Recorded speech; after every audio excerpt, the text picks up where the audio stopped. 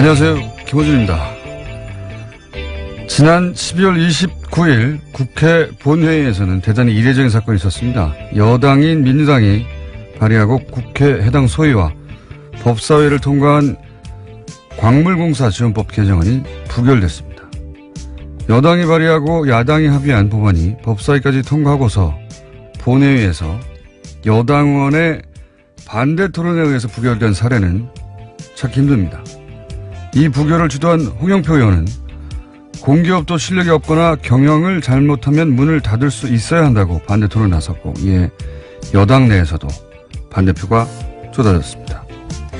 이로써 이명박 정부 시절 터무니없는 투자로 현재 6,900%의 부채 비율과 완전한 자본 잠식 상태에 빠진 자원광물공사는 파산 위기에 이르렀습니다. 진작에 몇 년 전에 이루어졌어야 할 일이 비로소 이루어진 건데요.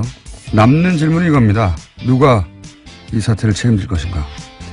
멀쩡했던 공사 하나가 수조의 국민 세금을 축내고 이렇게까지 완전히 망가졌는데 그 누구도 책임지는 사람이 없습니다.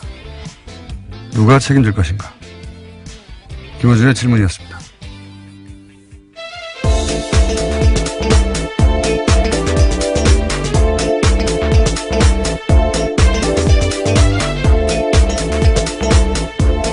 시사인의 김은지입니다. 네. 이거 제가 없었던 한 주간 벌어진 일이라 제가 좀 뒤늦게 챙깁니다. 예. 이 부결은 굉장히 역사적으로 의미가 있거든요.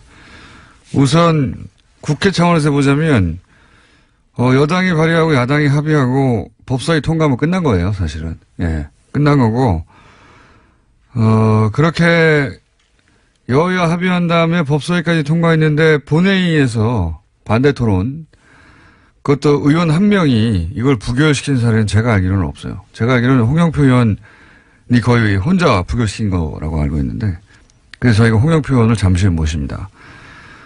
두 번째로 또 대한민국 그 역사 전체로 보더라도 중앙의 공기업이 파산한 건 처음입니다. 파산 지경에 이르는 거, 파산하게 된다면. 지방의 무슨 도시공사나 이런 것이 파산 위기에 처했던 것이 몇 번 있었어요. 뭐 인천도시공사, 뭐 용인도시공사. 근데 중앙 공기업이 파산하면 이건 건국 이래 최초가 되는 거예요. 중앙 공기업은 망할 수가 없거든요. 자원외교 탓이라는 이야기가 파다하고 있죠. 파다 100%죠, 100%. 자원외교. 네, 이 코너에서도 한번 알려드린 바가 있는데요. 네. 중앙 공기업은 망할 수가 없어요. 왜냐면은 정부가 보증을 서거든요. 네. 대한민국이 망하지 않는 한 중앙 공기업은 망하지 않는 겁니다. 그래서 뭐 회사채 발행해도 초우량 등급으로 그 회사가 일을 잘하는 못하는 떠나가지고 정부가 보증하니까요. 돈을 못 받을 리가 없는 거죠. 예. 그런데 이 자원광물공사는 이명박 정부 시절의 투자로 저희가 홍영표 의원과 좀 다뤄보겠지만, 완전히 6,900% 부채 비율 들어보셨어요? 이게 세계 신기록이에요. 제가 이런 이어풀이 빠져버렸네요.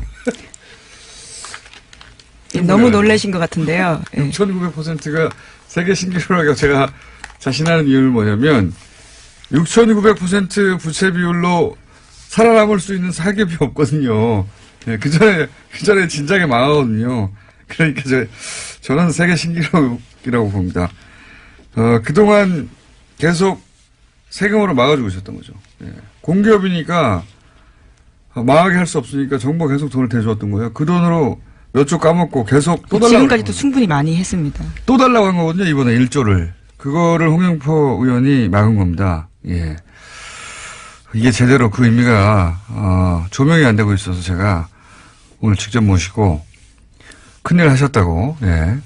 말씀도 드리고, 왜 그렇게 반대 토론을 했는지 직접 들어볼 생각입니다. 예. 이명박 정부 시절에 투자한 자원이 이것 때문이에요. 예. 거기 예를 들어서 뭐 본래와 안바톱이 이런 대표적인 사업 두 가지만 들여다봐도 야 이게 사기다 이거는.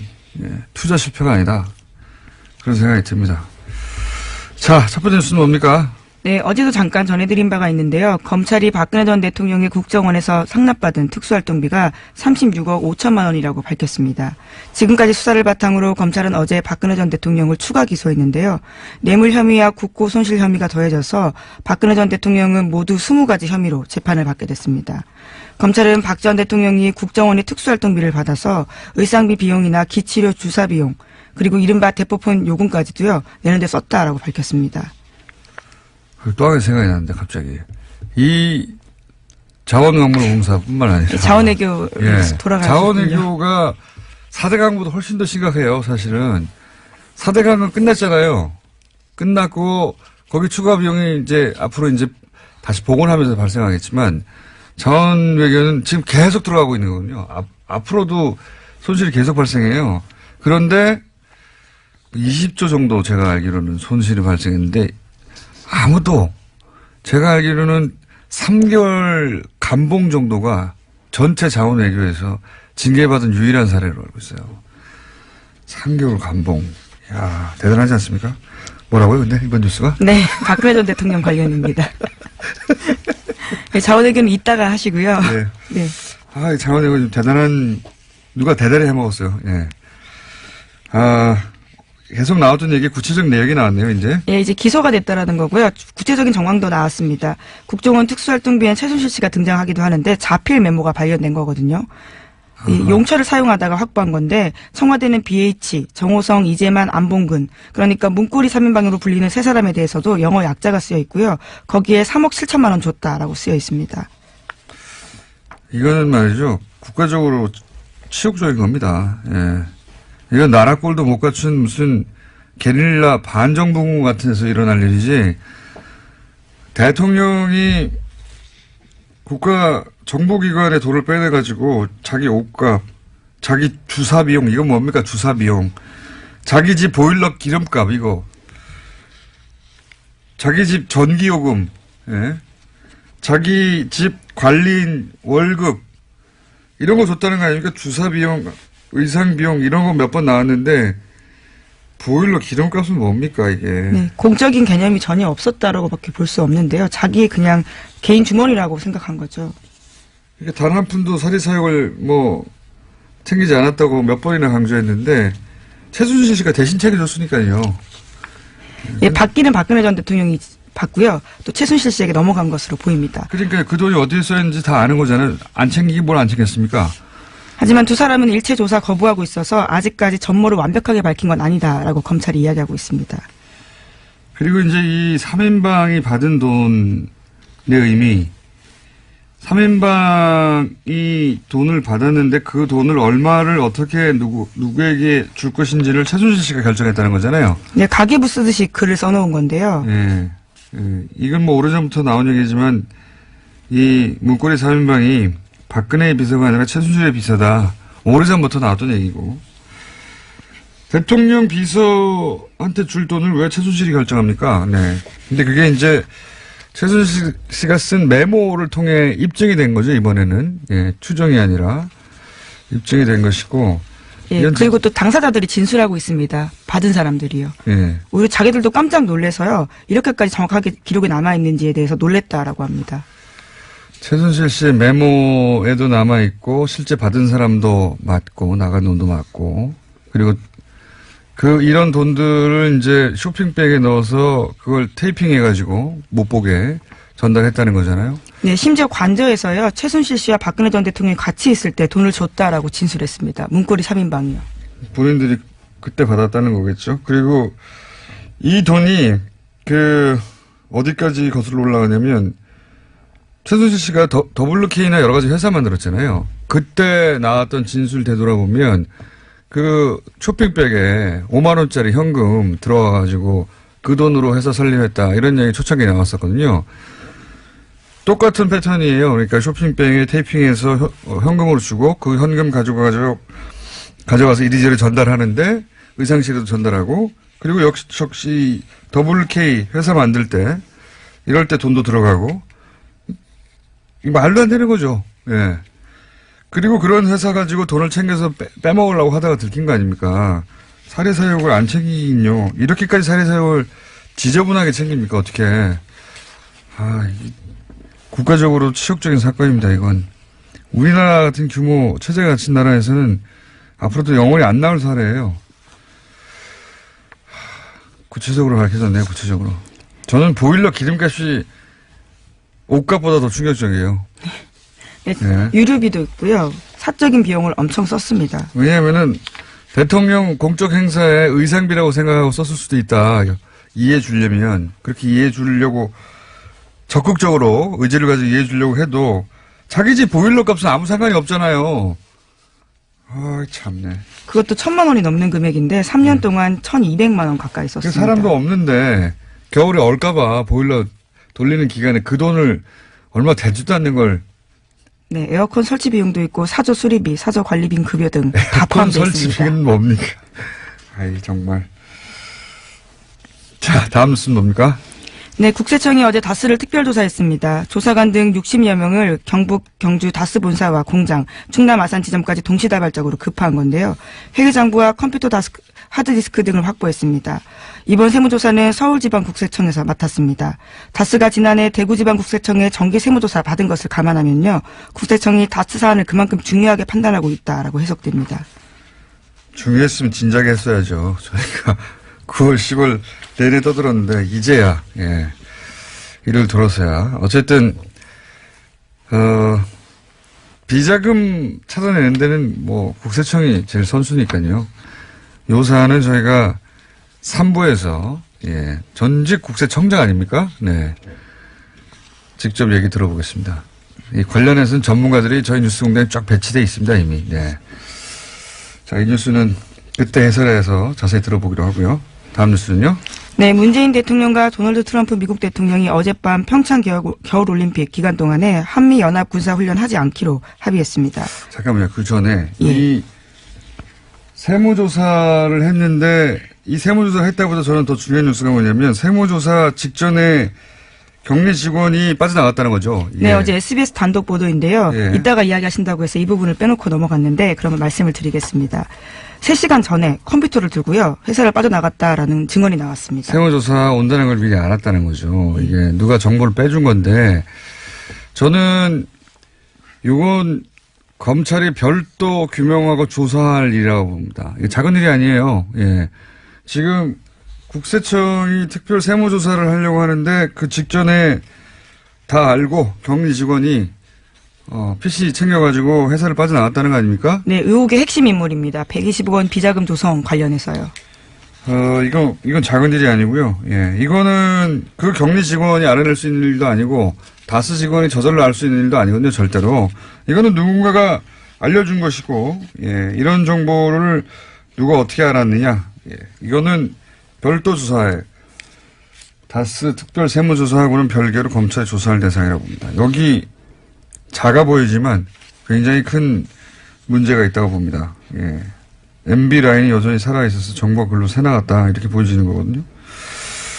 자, 그리고 또 하나는 김백준 씨가 이 다스 돈 문제 관련해서 관련이 있다 이런 뉴스도 MBC에 나오더라고요. 네, 김백준 전 청와대 총무기획관이 관련되어 있다라는 증언을요 검찰이 확보했다라고 합니다. 너무 당연한 거죠. 너무. 김백준 씨는 이명박 전 대통령의 집사 돈관리 총괄. 그렇죠. 하루 이틀이 아니라 한 20여 년 이상 했던 분이고 당연한 것인데 이제 당연한 것들이 이제 보도되기 시작했습니다. 네, 최동영 전 다스 격리팀장 인터뷰 내용인데 영어로 써서 공문 양식에다가 그거를 김백준 씨한테 사전 허가 받았다라고 합니다. 140억 돌려받을 때 업무의 총괄을 이제 김재수 LA 총영사나 청와대 내 민정수석실 모 행정관 이런 분들이 서류를 작성하거나 실무를 했지 않습니까? 근데 그게 이제 김백준 씨라고는 당시 청와대 총무기획관, 청와대 살림을 총괄하는 사람이죠. 이분이 총지했다 하는 이야기가 처음 나온 겁니다. 네, 이에 대해서 해명을 들으려고 여러 차례 연락을 했는데 답변을 듣지 못했다라고 MBC가 밝히고 있습니다.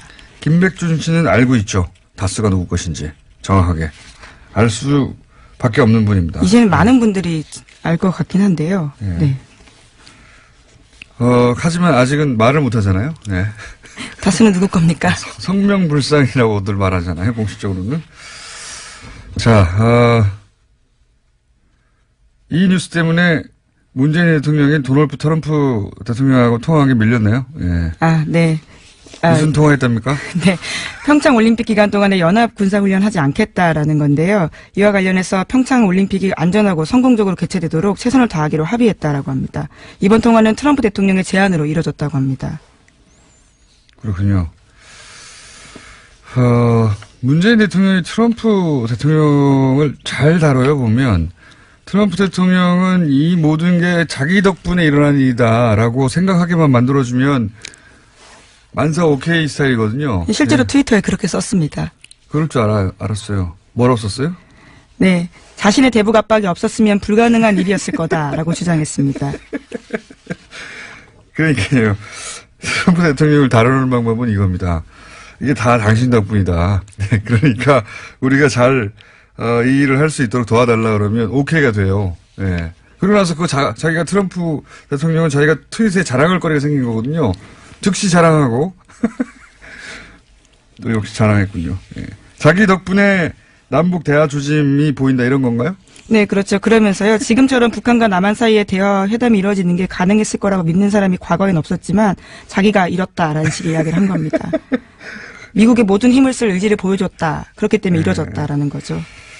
자기 때문에 굉장히 늦어졌죠, 실제로는. 늦어졌지만, 어쨌든, 이렇게 생각하라고 하세요. 이렇게 생각하고, 본인은 트윗거리 하나 얻고, 예. 저희는 이제, 이 긴장 모드를 좀 풀면, 트윗 하나 주고, 우리는 이런 걸 얻으면 얼마나 좋습니까? 예. 문재인 대통령 스타일하고 트럼프 대통령 스타일하고 묘하게 일을 풀어나가는데 어울립니다. 예. 묘하게. 하지만 앞선 트위터 내용들은 미국 내에서 굉장히 날선 비판 받았는데요. 김정은의 핵단추보다 자신의 핵단추가 더 크다라는 내용을 썼습니다. 이에 대해서 미국 내에서는요. 정신건강 문제 이야기까지 나왔습니다. 이게 정말 유치한 트윗이거든요.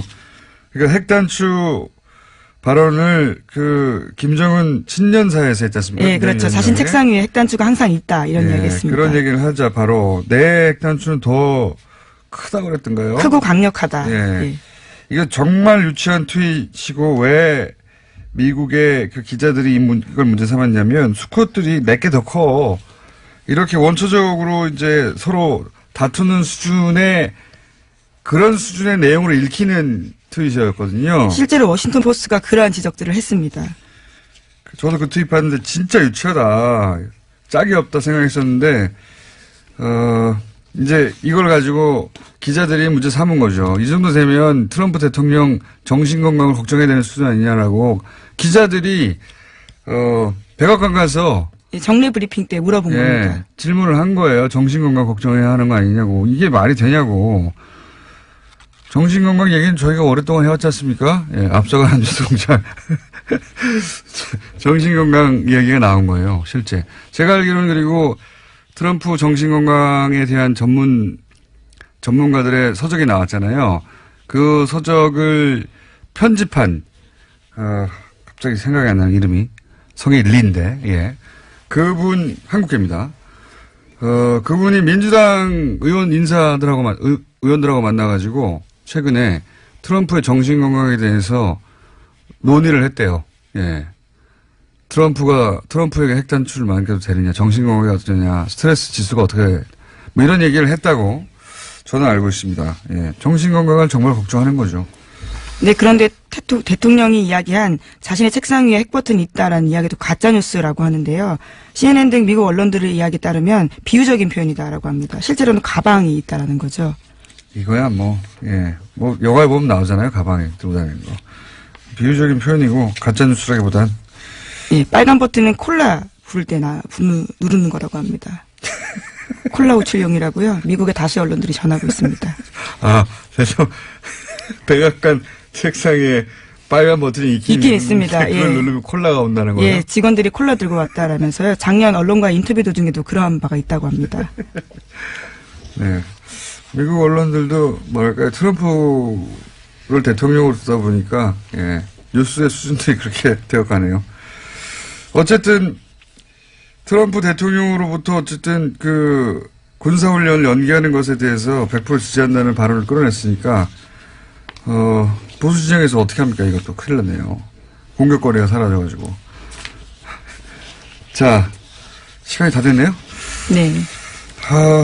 오늘 좀 두서없이 진행됐습니다. 제가 자원외교에 너무 꽂혀 계셔서요. 그죠. 오래전부터 예. 관심이 있었던 사안이거든요. 그리고 영화도 만들었잖아요. 예, 실제로 홍 의원은 배우이기도 하다고 들었습니다.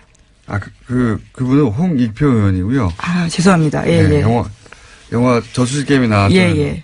그리고 오늘 나오실 분은 홍영표 의원으로서, 홍영표 의원은 자원외교 관한, 국회 최고 전문가 중에 한 분입니다.